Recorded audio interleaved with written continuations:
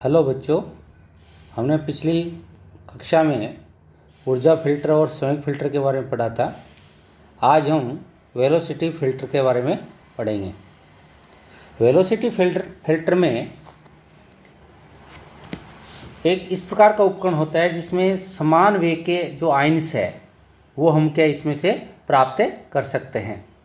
तो इसलिए इससे वेलोसिटी जो उपकरण है, इस उपकरण में आप देखते हैं कि अगर कोई भी चुंबकीय क्षेत्र और विद्युत क्षेत्र, ये विद्युत क्षेत्र लगा हुआ है इस ये प्लेटों के बीच में, और चुंबकीय क्षेत्र जो है इसके परपेंडिकुलर लगा हुआ है, तो उस स्थिति में जो विद्युत क्षेत्र और चुंबकीय क्षेत्र एक दूसरे के परपेंडिकुलर होते हैं, तो इसमें से जो प्रवेश करने वाले जो आयन्स है वो बिना डाइवर्ट हुए ये बाहर निकल सकते हैं। ये तब निकलेंगे जब इनके ऊपर लगने वाला जो विद्युत बल है, विद्युत बल अपने पास इसे E इक्वल टू क्या होगा, विद्युत बल F equal to Q equal to E होता है, जहाँ Q इक्वल टू अपने पास इसमें क्या है NE हो गया।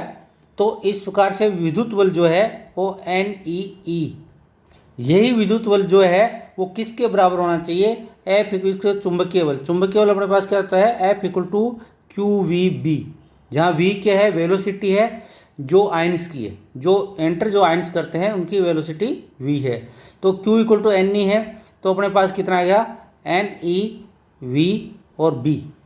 तो इस स्थिति में आप देखते हैं NE कैंसिल हो जाएंगे, तो अपने पास क्या होगा V इक्वल टू कितना आएगा, V equal to E upon B।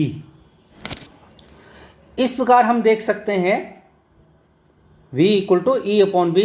यहाँ पर जो कि इसमें से जो निकलने वाले जो आयन्स है वो समान वेलोसिटी के प्राप्त होंगे, और अगर इनके ऊपर जो लगने वाला ये चुंबकीय बल और विद्युत बल, अगर ये दोनों बल अगर बराबर नहीं होते हैं, तो उस स्थिति में क्या होगा, ये जो है ये आयन से डाइवर्ट हो जाते हैं।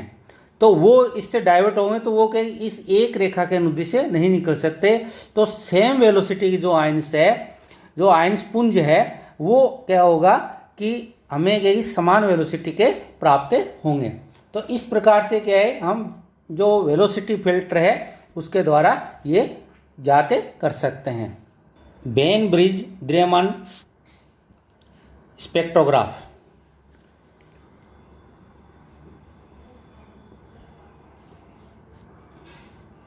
बेन ब्रिज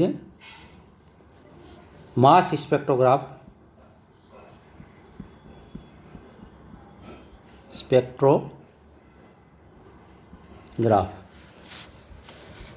हम ये बेन ब्रिज मास स्पेक्ट्रोग्राफ के अंदर हम इसमें देखते हैं कि एक विसर्जन नली होती है,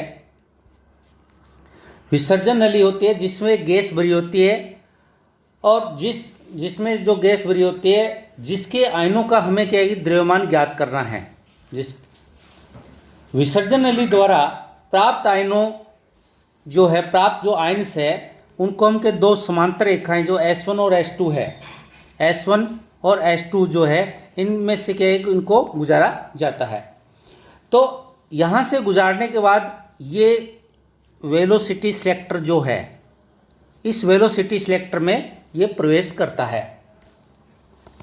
इस वेलोसिटी सिलेक्टर में P1 और P2 जो है, P1 और P2 ये जो प्लेटें हैं, ये कि एक समांतर प्लेटें दी हुई है, इन जो है इनके बीच में विद्युत विभवांतर लगाया जाता है, या ये कहें विद्युत क्षेत्र लगाया जाता है। उसी क्षेत्र में जो आयन पुंज है वो विद्युत क्षेत्र के लंबवत एक समान अपने पास के इसके जो इसके लंबवत है वो चुंबकीय क्षेत्र एक समान इसके लंबवत लगाते हैं। तो जैसे कि हमने के पहले जो ऊर्जा फिल्टर और संवेग फिल्टर जो पढ़ा था उसमें अपने पास दिखाया गया था। तो यदि अपने इसमें मानते हैं कि माना अपने पास कि M द्रव्यमान तथा N यानी Q आवेश वाले, Q इक्वल टू अपने पास कितना है N ही है, तो NE आवेश वाले जो आयन्स है वो वी वेलोसिटी से गति करते हुए इस वेलोसिटी सिलेक्टर में पहुंचते हैं। तो यहाँ पर क्या होता है, जो विद्युत क्षेत्र जो E है और जो चुंबकीय क्षेत्र जो इसके लंबवत लगा हुआ है, विद्युत क्षेत्र जो E और B एक दूसरे के लंबवत है, जहाँ पर B इक्वल टू अपने पास चुंबकीय क्षेत्र यहाँ पर कितना लगाया गया है, ये B1 लगाया गया है। तो इस हमको इसके परिमाण तथा इसकी दिशा इस प्रकार हम संयोजित करते हैं, इस प्रकार संयोजित करते हैं कि विद्युत बल तथा चुंबकीय बल जो है इनका मान शून्य हो जाए, यानी कि ये कहें कि ये बिना विचलन किए हुए जो आयन्स है अपने पास यहाँ से, वो क्या इस वेलोसिटी सिलेक्टर से बाहर निकलते हुए S3 से क्या बाहर निकल जाएं। तो इस प्रकार हम इसको सिलेक्ट करते हैं, जैसे कि हमने पहले पढ़ चुके हैं ये चीज़ कि Q इक्वल टू, इसमें जो अभी जैसे हमने पढ़ा कि QE जो विद्युत बल है वो QVB यानी कि चुंबकीय बल के बराबर होना चाहिए। तो इस स्थिति में हम देख रहे हैं, इस स्थिति में आप देखोगे कि जो S1 और S2 से अपने पास है, जैसे कि अपने पास इसमें दिखाया गया है, जो S1 और S2 से इसमें निकलने के बाद अपने पास के S3 से निकलता है, तो इसमें S3 से निकलते वक्त जो इसका है वो NEE QE इक्वल टू क्या होगा, NEVB1। B1 यहाँ पर क्या है, चुंबकीय क्षेत्र है, NE अपने पास NE कैंसिल हो जाते हैं ये, तो अपने पास यहाँ से V इक्वल टू अपने पास कितना आएगा, V इक्वल टू अपने पास आएगा E/B1। तो अपने यहाँ पर देख रहे हैं कि जैसे ही ये समान वेलोसिटी की जो अपने पास के आयन्स है, जो आयन्स ये अपने पास समान वेलोसिटी के आयन्स है, वो S3 से होके अपने पास क्या करते हैं, एक अर्धगोलाकार जो है ये अपने पास जो D जो शेप का अपने पास क्या ये है अर्धगोलाकार, इसमें प्रवेश करता है, यहाँ से S3 से प्रवेश करता है। तो ये जो आयन पुंज है या आयन बीम है वो लंबवत एक समान चुंबकीय क्षेत्र, जैसे यहाँ पर जो चुंबकीय क्षेत्र लगा हुआ है वो कितना है, B2 चुंबकीय क्षेत्र है, तो इस पे इस कक्ष में लगाया जाता है, इसके ऊपर इस कक्ष में क्या है, चुंबकीय क्षेत्र क्या है वो इसके लंबवत लगाया जाता है इन आयन्स पुंज के। तो जिससे जो अपने पास ये आयन्स है Ne जो आयन्स है वो अपने पथ के लंबवत जो है, इस पथ के लंबवत क्या है, कौन से बल अनुभव करेगा, QVB मतलब हो गया NEVB2, यहाँ पर कितना होगा NEVB2। तो अगर यही जो अपने पास बल है, ये बल इसको क्या है कि आवश्यक अभिकेंद्रीय बल प्रदान करता है वर्ताकार पथ में घूमने के लिए। तो वर्ताकार पथ में घूमने के लिए आवश्यक अभिकेंद्रीय जो बल है, वो आवश्यक अभिकेंद्रीय बल हम क्या करेंगे, mv² अपॉन जो r है वो कितना होगा NEVB2, जहाँ B2 अपने पास के चुंबकीय क्षेत्र है, इस जो अर्धगोलाकार अपने पास D है इसके अंदर। तो यहाँ से हम अगर देखते हैं तो यहाँ से अपने पास क्या R कितनी आ जाएगी, mv अपॉन NEB2। ये जो R है, ये जो आयन्स अपने पास इस वर्ताकार पथ पे जो अपने पास गमन करते हैं, जो कि यहाँ पर हम देख रहे हैं कि फोटोग्राफिक प्लेट के ऊपर आके क्या है कि ये आपतित होते हैं।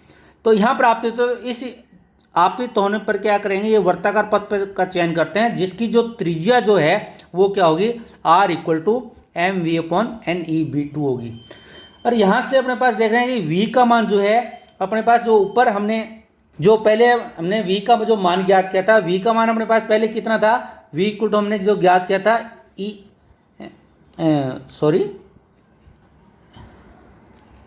V equal to E upon B1 हमने ज्ञात किया था। और अब जो अपने पास के R कितनी आई, अपने पास R आई थी अपने पास mv अपॉन NEB2, जहाँ पर हम के V का मान यदि ये रखते हैं तो R अपने पास है वो कितनी आएगी, ME अपॉन NEB1B2। ये जो इस वर्ताकार पथ की त्रिज्या है, इस वर्ताकार पथ की त्रिज्या वो अपने पास क्या है NEB1B2 आ जाएगी। तो इस प्रकार हम इसमें देखते हैं कि E, इस फॉर्मूले में आप देखते हैं कि R इक्वल टू, जैसे हमने लिखा था अभी, ME/NE B1 और B2। तो इसमें आप देखोगे कि E B1 B2 के यदि मान दिए गए हैं तो हम यहाँ से M/NE आयंस के अलग अलग जो है, M/आयंस के अलग अलग त्रिज्या के पथ जो है, या ये कहीं इस पथ में अलग अलग त्रिज्या के पथ में क्या ये गमन करेंगे या गति करेंगे। तो इस प्रकार जो अर्धवर्ताकार पथ तय करने के पश्चात जो आयंस पुंज है, ये आयंस पुंज वर्त के व्यास के दूसरे सिरे की ओर, जिसे यहाँ पर ये फोटोग्राफिक प्लेट है, पर आप इस प्लेट के ऊपर क्या है, आपतित होते हैं। इस प्लेट पर आपतित होने के पश्चात यहाँ पर हम क्या करते हैं, समान M/NE जो है वाले आयंस प्लेट पर एक रेखीय अनुरेख उत्पन्न करते हैं, जिसमें M/NE के विभिन्न मान की कई रेखाएं फोटोग्राफिक प्लेट पर अंकित हो जाती है। तो इसे हम क्या है कि मास स्पेक्ट्रम कहते हैं। इसे हम क्या कहेंगे, मास स्पेक्ट्रम। इसे हम मास स्पेक्ट्रम कहते हैं। अब रेखा छिद्र S3 से जो अनुरेखित जो अपने पास ये इसकी जो दूरी है, ये कहें कि ये क्या है कि यहाँ से जैसे ही अपने पास S3 से आयंस निकलते हैं तो इस प्रकार ये वर्ताकार पथ में पूरा गमन करने की कोशिश करते हैं, लेकिन उससे पहले ये फोटोग्राफिक प्लेट पर आपतित हो जाते हैं। तो यहाँ से जो इसकी जो दूरी है, वो दूरी अपने पास क्या होगी, इसकी व्यास यानी कि के बराबर, यानी कि 2r के बराबर होती है, जहाँ इस r का मान इस समीकरण से हम प्राप्त कर लेते हैं। तो इस प्रकार क्या है, S3 से जो दूरी है वो आयंस S3 से जो दूरी है वो आयंस के द्रव्यमान के समानुपाती होती है, यानी R जो है वो किसके समानुपाती होगा, M के समानुपाती होता है। अतः मास स्पेक्ट्रम में जो समान n है, जो इक्वल n वाले आयंस है, उनके लिए हम क्या कहेंगे, लीनियर स्पेक्ट्रम प्राप्त होता है, लीनियर स्पेक्ट्रम प्राप्त होगा। अतः इन दूरियों का मापन करके हम आयंस के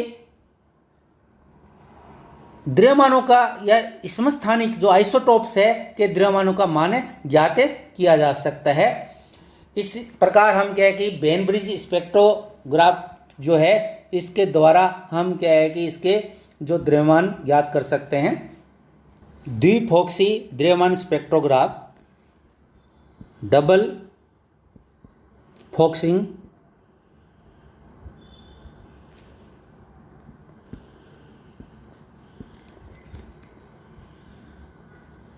मास स्पेक्ट्रोग्राफ।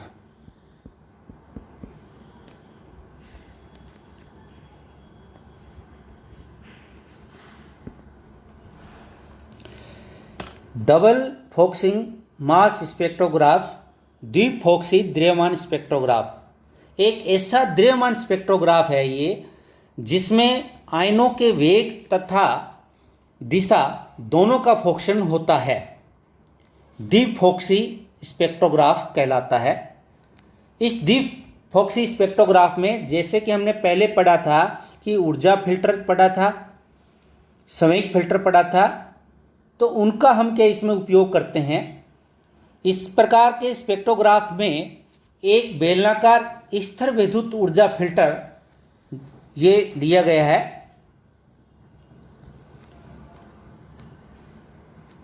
ये स्थिर विद्युत ऊर्जा फिल्टर लिया गया है, जिसमें क्या है कि जो इसका जो एंगल है वो 127 डिग्री यानी π/√2 के इक्वल होता है।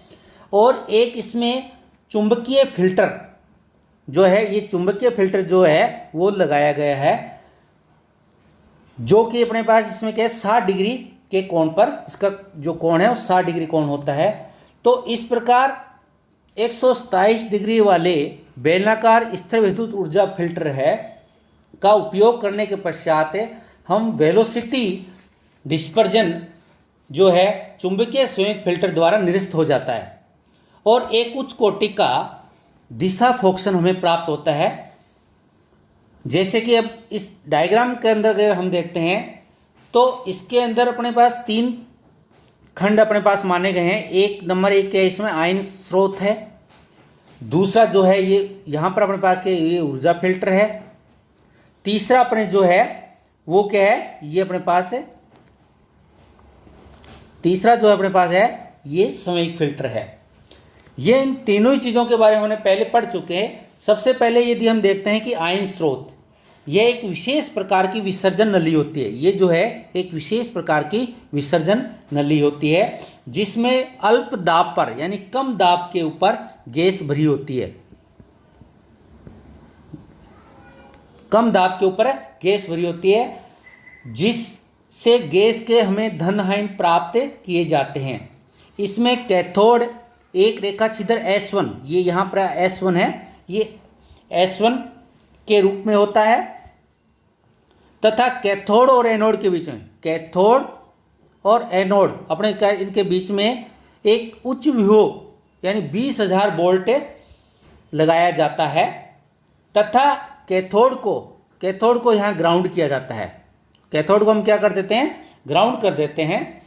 तो इस प्रकार आयन स्रोत से प्राप्त जो आयन्स होंगे वो अलग अलग द्रव्यमान के होते हैं, अलग अलग वेलोसिटी के होते हैं, जिससे हम क्या करते हैं, इन आयन्स को H2 के अंदर, ये जो H2 अपने पास क्या है, जो ऊर्जा फिल्टर जो अपने पास ये दिया हुआ है, इसके अंदर प्रवेश कराया जाता है। क्योंकि इस आयन स्रोत से जो आयन्स आएंगे उनके द्रव्यमान, मास, वेलोसिटी, संवेग भिन्न भिन्न हो सकते हैं। इसलिए इनका हम क्या करते हैं, इस ऊर्जा फिल्टर में, स्थिर विद्युत ऊर्जा फिल्टर में इसको प्रवेश कराया जाता है, जिसमें जो इसकी जो चाप है अपने पास, इसका जो एंगल है वो अपने पास कितना है, 127 डिग्री के रूप में लिया जाता है। और इस विश्लेषक की अपने पास जो रेडियस है, जो आर है, वो लगभग अपने पास कितना लेते हैं, 25 सेंटीमीटर के रूप में ली जाती है। तो इस प्रकार ये बेलनाकार प्लेटों का जो ये बना हुआ है, जिनमें अपने पास के एक निर्वात कक्ष में रखते हैं इनको। तो इस प्रकार इसमें उच्च कोटि का जो निर्वात है वो क्या 10⁻⁻⁶ mm पारे के बराबर रखा जाता है। अब इन प्लेटों के बीच में हम क्या करते हैं कि एक उच्च विभव आरोपित करने पर केवल निर्धारित ऊर्जा वाले जो आयन्स है वो ही इसमें से बाहर निकल सकते हैं। जैसे कि हमने पिछली कक्षा में पढ़ा था कि अगर इसके ऊपर जो लगने वाला बल है उससे अगर कम या इससे संतुलित नहीं कर पाता है तो वो क्या होगा, इसको क्या है कि क्रॉस से नहीं, इसमें से नहीं निकल पाएगा। वो क्या है कि इन प्लेटों से टकरा के वो अविक्षेपित हो जाता है। तो इसलिए अपने पास क्या करते हैं कि यहाँ से निकलने के बाद जो आयन्स है वो संवेग फिल्टर के अंदर प्रवेश कर जाते हैं। और संवेग फिल्टर के बारे में जैसे कि हम पढ़ चुके हैं, इसके अंदर क्या होता है, जैसे ये S3 से निकलता है तो एक 60 डिग्री कोण के त्रिज्यीय खंडी चुंबकीय क्षेत्र में ये प्रवेश कराया जाता है, जिसमें जो कोण है अपने पास कितना है, 60 डिग्री रखा जाता है। तो इस प्रकार यहाँ से निकलने के बाद जो आयन्स है वो फोटोग्राफिक प्लेट के ऊपर आपतित होते हैं। फोटोग्राफिक प्लेट पर अंकित चिन्हों की स्थिति को हम क्या है, चिन्हों की जो स्थिति है वो द्रव्यमान के समानुपाती होती है। अर्थात हम ये कह सकते हैं कि स्पेक्ट्रोग्राफ में द्रव्यमान जो है वो, या कहें कि लीनियर स्पेक्ट्रम प्राप्त होता है, जिसके कारण ये अति सुगहरी रूप से नाभिक के द्रव्यमान के मान का मापन किया जा सकता है। इस स्पेक्ट्रोग्राफ की निम्न विशेषताएं हैं। इस स्पेक्ट्रोग्राफ में S3 चुंबकीय शीर्ष O तथा फोटोग्राफिक प्लेट P तीनों ही एक ही रेखा में स्थित है। जैसे इसमें ये दिखाया S3 O और P, ये तीनों क्या है, एक ही रेखा में स्थित है। इससे जो प्राप्त स्पेक्ट्रम जो है अपने पास फोटोग्राफिक प्लेट पर हमें स्पेक्ट्रम प्राप्त होता है, वो स्पेक्ट्रम क्या है, लीनियर स्पेक्ट्रम होता है, या कहें रेखिक स्पेक्ट्रम होगा। इसकी विभेदन क्षमता जो है, रिजोल्विंग जो पावर है वो 10⁴ कोटि की होती है। फोटोग्राफिक प्लेट के ऊपर जो अंकित चिन्ह जो है इसके ऊपर वो समान तथा सुस्पष्ट होते हैं। इस कारण परमाणु का द्रव्यमान का जो मापन है वो बड़ी शुद्धता के साथ किया जा सकता है। धन आयनों के वेग, इन धन आयनों के वेग तथा दिशा में फोकसन एक साथ होने के कारण अन्य स्पेक्ट्रोग्राफ की तुलना में फोटोग्राफिक प्लेट पर उच्च तीव्रता के रेखांकन प्राप्त होते हैं। इस प्रकार हम क्या है, इस द्विफोक्सी द्रव्यमान स्पेक्ट्रोग्राफ द्वारा जो है ये हम इनके समस्थानिक वगैरह इनके या द्रव्यमान के मान के है वो हम ज्ञात कर लेते हैं। जैसे कि हम कुछ इनको एग्जाम्पल्स के द्वारा, जैसे एक दो एग्जाम्पल्स मैं आपको बता रहा हूँ उसके द्वारा हम इसको समझ सकते हैं। ये जो अभी मैंने इसके जो विशेषताएं बताई थी वो सारी यहाँ पर लिखी हुई है ये विशेषताएं, और इन विशेषताओं का आप अध्ययन करके अच्छी तरह से और ज़्यादा इसमें समझ में आ सकता है। यद्यपि बैनब्रिज तथा जॉर्डन स्पेक्ट्रोग्राफ की जो सुग्राह्यता है वो बहुत अधिक होती है, परंतु इसकी सुग्राह्यता को और अधिक बढ़ाया नहीं जा सकता, क्योंकि फोटोग्राफिक प्लेट की सुग्राह्यता एक सीमा से अधिक नहीं बढ़ पाती। इस कारण अत्यल्प मात्रा में उपस्थित समस्थानिकों का द्रव्यमान है इससे ज्ञात नहीं किया जा सकता। इससे जो हमने अभी तक पढ़ा ये मास स्पेक्ट्रोग्राफ वगैरह, तो इससे रिलेटेड कुछ एक दो एग्जांपल्स है वो मैं आपको बता रहा हूँ, और उन एग्जांपल्स को अपने करके देखते हैं। बेलनीय स्थिर विद्युत ऊर्जा फिल्टर में प्लेटों के बीच दूरी 5 सेंटीमीटर तथा त्रिज्या 5 मीटर है। प्लेटों के मध्य कितना विभवांतर लगाया जाए कि फिल्टर से 1 मेगा इलेक्ट्रॉन वोल्ट वाले जो C++ आयन है वो प्राप्त हो। इसके अंदर हमने जैसे ऊर्जा फिल्टर में पढ़ा था, ऊर्जा फिल्टर में हमने क्या पढ़ा था कि जो उसके ऊपर जो लगने वाला जो विद्युत बल है उसके आवश्यक अभिकेंद्रीय बल जो है उसके ऊपर लगने वाला है उसके बराबर हो जाता है, तो उससे के बाहर जो आयन्स निकलते हैं, जैसे कि हमने पढ़ा था mv²/r जो है वो किसके बराबर होना चाहिए, NeE के बराबर होना चाहिए। और जहाँ पर E के है, क्योंकि ये बेलनाकार संधारित्र था अपने पास, तो अपने पास E इक्वल टू अपने हमने क्या लिया था, E इक्वल टू V/d था। तो अगर ये मान, अगर E की वैल्यू यहाँ पर रख देते हैं तो अपने इस प्रकार इसमें जो है यहाँ से अपने पास E बराबर हम क्या लिख सकते हैं, या ये कहें कि इस E की जो वैल्यू है अपने पास NeVr अपॉन अपने पास कितना है 2D है। तो यहाँ से अपने पास क्या है कि V की जो वैल्यू है वो V कितना आएगा अपने पास है 2DE। इसी फॉर्मूले को अपने पास ऐसे इसलिए प्रकार लिख सकते हैं हम NeR। अब इसके अंदर हम देखते हैं वैल्यू देखते हैं, तो वैल्यू अपने पास D जो है वो D कितनी दी हुई है 5 सेंटीमीटर, D कितनी दी हुई है 5 सेंटीमीटर। तो इस प्रकार D 5 सेंटीमीटर है, D बराबर कितनी है 5 सेंटीमीटर। तो इसको हम मीटर में बदल सकते हैं, तो कितना लिखेंगे 5 × 10⁻² मीटर। और R अपने पास इसमें कितनी दी हुई है, जो त्रिज्या जो है वो दी हुई है 5 मीटर, तो R अपने पास यहाँ पर क्या है 5 मीटर है। और N जो है वो N अपने पास कितना दिया हुआ है, यहाँ पर N इक्वल टू अपने पास क्या है 2 दिया हुआ है। तो इस प्रकार क्योंकि ये जो आयन्स है जो C++ है, इस प्रकार से अपने पास आयन्स की संख्या कितनी होगी 2 होगी। तो E इक्वल टू अपने पास यहाँ पर जो ऊर्जा है वो E इक्वल टू अपने पास यहाँ पर ऊर्जा का मान जो है वो कितना है, E का मान दिया हुआ है 1 mega electron volt. 1 mega electron volt 10⁻6 into 1.6 into 10⁻−19, या इसको अपने पास ही लिख सकते हैं 1.6 इंटू 10⁻13 जूल। जहाँ पर E जो है, E का जो मान अपने पास कितना है 1.6 इंटू 10⁻19 होता है। अगर ये सारी वैल्यू अगर इसमें हम रखते हैं, तो सारी वैल्यू अगर इस फॉर्मूले में रखने के पश्चात सारी जो टोटल जो अपने पास ये वैल्यू हमने ज्ञात किया वो अगर इस फॉर्मूले में हम रखते हैं, तो यहाँ से इस फॉर्मूले में रखने के बाद इसका जो मान है वो कितना आएगा 10⁴ वोल्ट प्राप्त हो जाता है। तो इस प्रकार किसी भी फॉर्मूले को हम क्या एडजस्ट करके या उसको क्या लिख के और उससे क्या है कि हम प्रॉपर उसके कि जो मात्रक वगैरह यूज करते हुए हम क्या है कि इसके जो अपने न्यूमेरिकल्स जो है उनको हल कर सकते हैं। आज के लिए इतना ही, धन्यवाद।